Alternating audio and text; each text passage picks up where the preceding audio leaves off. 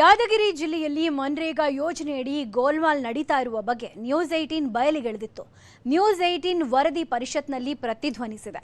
ಈ ಕುರಿತು ಇಲ್ಲೊಂದು ರಿಪೋರ್ಟ್ ಇದೆ ನೋಡಿ.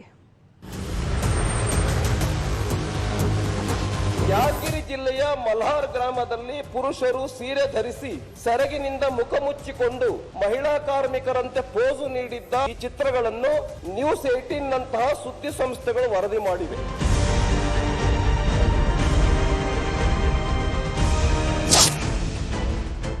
ಪರಿಷತ್ನಲ್ಲಿ ಪ್ರತಿಧ್ವನಿಸಿದ ನ್ಯೂಸ್ 18 ಕನ್ನಡ ವರದಿ.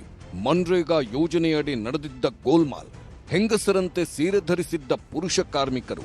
ಕಳೆದ ವರ್ಷ ಏಪ್ರಿಲ್ 7ರಂದು ಯಾದಗಿರಿಯ ಮಲ್ಹಾರ್ ಗ್ರಾಮದಲ್ಲಿ ಪುರುಷ ಕಾರ್ಮಿಕರು ಮಹಿಳೆಯರಂತೆ ಸೀರೆ ಧರಿಸಿ ಮುಖ ಮುಚ್ಚಿಕೊಂಡು ಜಿಪಿಎಸ್ ಫೋಟೋ ಹೊಡೆಸಿಕೊಂಡಿದ್ದರು. ಈ ಬಗ್ಗೆ ನ್ಯೂಸ್ 18 ಕನ್ನಡ ಸುದ್ದಿ ಪ್ರಸಾರ ಮಾಡಿತ್ತು. ಆಗಲೇ ಜಿಪಿಎಸ್ ಫೋಟೋ ಅಪ್ಲೋಡ್ ಮಾಡಿದ್ದ ಹೊರಗುತ್ತಿಗೆ ನೌಕರರನ್ನ ಕೆಲಸದಿಂದ ವಜಾ ಮಾಡಲಾಗಿತ್ತು. ಅಲ್ಲದೆ ಅವರ ಮೇಲೆ ಕ್ರಿಮಿನಲ್ ಪ್ರಕರಣ ಸಹ ದಾಖಲು ಮಾಡಲಾಗಿತ್ತು. ನ್ಯೂಸ್ 18 ವರದಿಗೆ ಸಾರ್ವಜನಿಕರು ಪ್ರಶಂಸಿಸಿದ್ದರು. ಯಾದಗಿರಿ ಜಿಲ್ಲೆಯ ಮಲ್ಹಾರ್ ಗ್ರಾಮದಲ್ಲಿ ಪುರುಷರು ಸೀರೆ ಧರಿಸಿ ಸೆರಗಿನಿಂದ ಮುಖ ಮುಚ್ಚಿಕೊಂಡು ಮಹಿಳಾ ಕಾರ್ಮಿಕರಂತೆ ಪೋಸು ನೀಡಿದ್ದ ಗ್ರಾಫಿಕ್ ಚಿತ್ರಗಳು ಸೋಷಿಯಲ್ ಮೀಡಿಯಾದಲ್ಲಿ ವೈರಲ್ ಆಗಿವೆ. ಈ ಚಿತ್ರಗಳನ್ನು ನ್ಯೂಸ್ 18 ನಂತಹ ಸುದ್ದಿ ಸಂಸ್ಥೆಗಳು ವರದಿ ಮಾಡಿವೆ. ನ್ಯೂಸ್ 18 ಬಯಲಿಗೆಳೆದ ಎಕ್ಸ್ಕ್ಲೂಸಿವ್ ಸುದ್ದಿ ಪರಿಷತ್ನಲ್ಲಿ ಪ್ರತಿಧ್ವನಿಸಿದೆ. ಪರಿಷತ್ ಸದಸ್ಯ ಬಿಜೆಪಿಯ ರವಿಕುಮಾರ್ ನ್ಯೂಸ್ 18 ವರದಿ ಪ್ರಸ್ತಾಪಿಸಿ ರಾಜ್ಯ ಸರ್ಕಾರದ ವಿರುದ್ಧ ಚಾಟಿ ಬೀಸಿದ್ದಾರೆ. ಮನ್ರೇಗಾ ಯೋಜನೆಯಡಿ ನಡೆಯುತ್ತಿರುವ ಅಕ್ರಮದ ಬಗ್ಗೆ ಪರಿಷತ್ನಲ್ಲಿ ಎಳೆಯಾಗಿ ವಿವರಿಸಿದ್ದು, ಮನ್ರೇಗಾದಲ್ಲಿ ನಕಲಿ ಜಾಬ್ ಕಾರ್ಡ್ ಇರುವ ಬಗ್ಗೆಯೂ ಪ್ರಸ್ತಾಪಿಸಿದ್ದಾರೆ.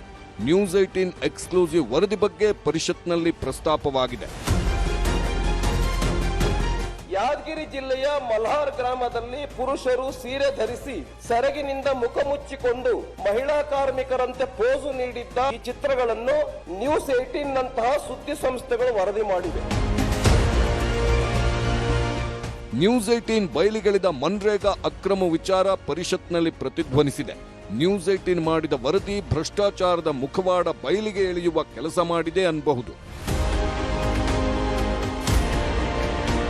ಯಾದಗಿರಿ ಜಿಲ್ಲೆಯ ಮಲ್ಹಾರ್ ಗ್ರಾಮದಲ್ಲಿ ಪುರುಷರು ಸೀರೆ ಧರಿಸಿ ಸೆರಗಿನಿಂದ ಮುಖ ಮುಚ್ಚಿಕೊಂಡು ಮಹಿಳಾ ಕಾರ್ಮಿಕರಂತೆ ಪೋಸು ನೀಡಿದ್ದ ಈ ಚಿತ್ರಗಳನ್ನು ನ್ಯೂಸ್ 18 ನಂತಹ ಸುದ್ದಿ ಸಂಸ್ಥೆಗಳು ವರದಿ ಮಾಡಿವೆ.